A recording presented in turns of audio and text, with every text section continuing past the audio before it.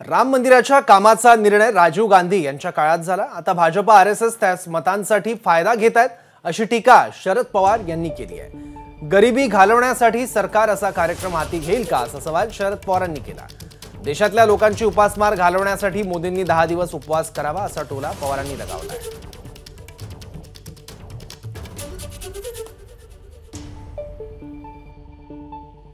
आजचे केंद्र सरकार या प्रश्नाच्या ऐवजी दुसऱ्या धार्मिक प्रश्नावर लोकांचं मन वळवण्याचा प्रयत्न करतात।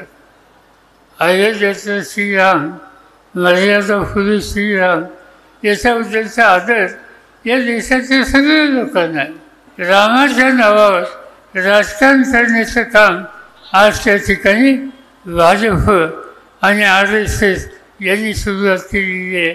ही गोष्ट आपण गांभीर्याने घेतली पाहिजे।